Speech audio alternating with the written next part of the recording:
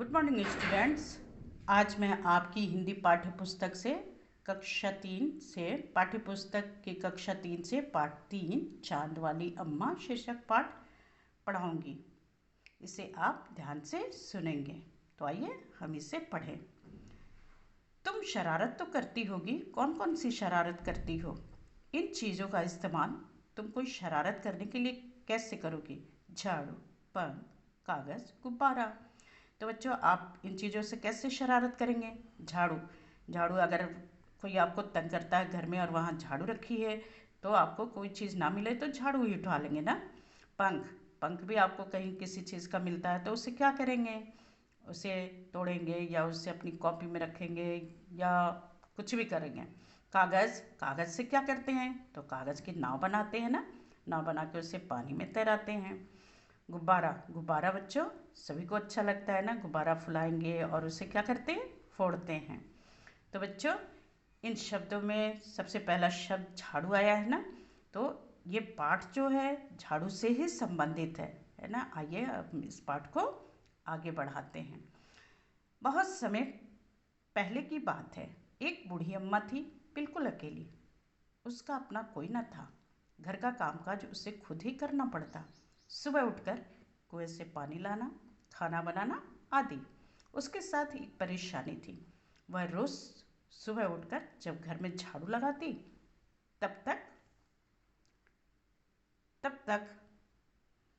तो सब ठीक रहता, पर जैसे ही वो आंगन में जाती और झाड़ू लगाने के लिए झुकती तभी आसमान आकर उसकी कमर से टकराता।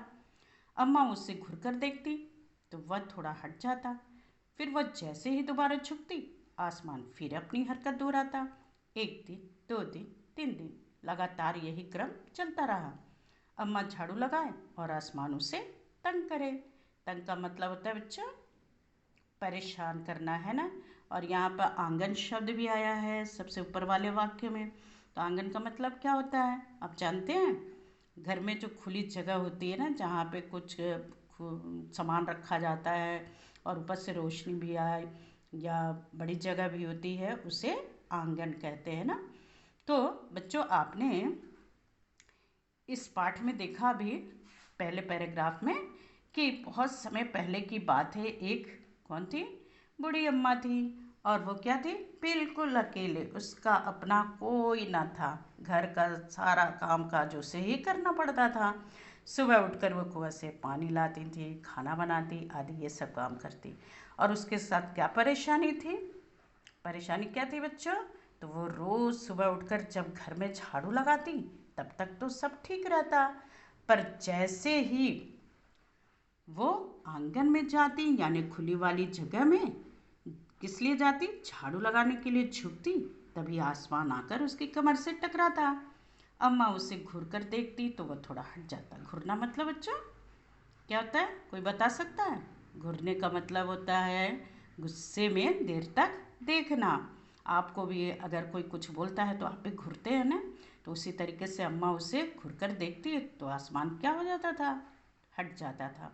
फिर वो जैसे ही दोबारा झुकती, आसमान फिर अपनी हरकत दोहराता। ऐसे 1 दिन, 2 दिन, 3 दिन तक लगातार यही क्रम चलता रहा। अम्मा झाड़ू लगाए और आसमान उसे परेशान करे। एक दिन कुएं पर पानी भरने को लेकर अम्मा का किसी और से झगड़ा हो गया। अम्मा ज़रा गुस्से में थी। वह झाड़ू उठाकर आंगन में गई और जैसे ही झुकी, आसमान ने अपनी आदत के अनुसार उसे फिर छेड़ा। तो छेड़ा का मतलब क्या होता है बच्चों? छेड़ा का मतलब होता है तंग करना। तो एक दिन की बात है, अम्मा कहाँ गई पानी भरने के लिए? कुएं पर। और वहाँ किसी से क्या हो गया? अम्मा का किसी बात को लेकर झगड़ा हो गया ना। और अम्मा क्या हो गई? गुस्से में थी। वह झाड़ू उठाकर आंगन में गई और जैसे ही झुकी, फिर आसमान ने अपनी हरकत को दोहराया और उसे छेड़ा। ओके, आगे अब देखिए। अम्मा ने आओ देखा ना ताओ और कसकर एक झाड़ू आसमान को दे मारी। आसमान झट हट गया, पर वह भी अपनी आदत से मजबूर था। तो अम्मा ने आओ देखा ना ताओ कहने का मतलब कि वो आगे पीछे कुछ न सोचा, बिना सोचे विचारे उसने क्या किया? झाड़ू उठाया और आसमान को दे मारी। जैसे ही आसमान को मारने के लिए झाड़ू उठाया, आसमान क्या हो जाता, झट पीछे हट जाता। पर वह भी अपनी आदत से मजबूर था। दूसरी बार फिर अम्मा के झुकते ही टक्कर मारने लगता। अम्मा ने फिर पूरी ताकत से उस पर वार किया। तो बच्चों, आप यहाँ पे देख रहे हैं ना किस तरीके से अम्मा झाड़ू लिए क्या कर रही है, आसमान को मार रही हैं, है ना, उस पर वार कर रही हैं। आसमान को शरारत सूझी। इस बार उसने झाड़ू पकड़ ली। उधर अम्मा भी झाड़ू पकड़े हुए थी। रस्सा कशी शुरू हो गई। झाड़ू का ऊपर वाला हिस्सा आसमान पकड़े हुए था तो नीचे वाला अम्मा। दोनों छोड़ने को तैयार नहीं थे। अम्मा चिल्लाई, छोड़ मेरा झाड़ू, मेरे पास एक यही झाड़ू है। तब भी आसमान ने नहीं छोड़ा। बूढ़ी अम्मा कब तक रस्सा कशी करती, थक गई। आसमान ने झाड़ू खींचना नहीं छोड़ा। अब वह झाड़ू के साथ ऊपर उठने लगा। उसके साथ साथ झाड़ू पकड़े हुए अम्मा भी ऊपर जाने लगी। वह चिल्लाई, मुझे नीचे छोड़ दें। आसमान ने कहा, अम्मा, अब मैं तुम्हें नहीं छोड़ूंगा, ले चलूंगा ऊपर, वहीं झाड़ू लगाना। अम्मा अब झाड़ू छोड़ सकती थी क्योंकि वह बहुत अम्मा अब झाड़ू नहीं छोड़ सकती थी क्योंकि वह बहुत ऊपर पहुंच चुकी थी। तभी उससे वहां चांद दिख गया। झट अम्मा ने पैर बढ़ाया और चांद पर चढ़ गई, पर झाड़ू नहीं छोड़ी। आसमान को फिर शरारत सूझी। उसने सोचा, अम्मा तो चांद पर चढ़ गई है, यदि चांद उसकी मदद करेगा तो मैं हार जाऊंगा, इसे यहीं रहने दो। ऐसा सोचकर उसने झाड़ू छोड़ दिया। अम्मा झाड़ू सहित चांद पर रह गई।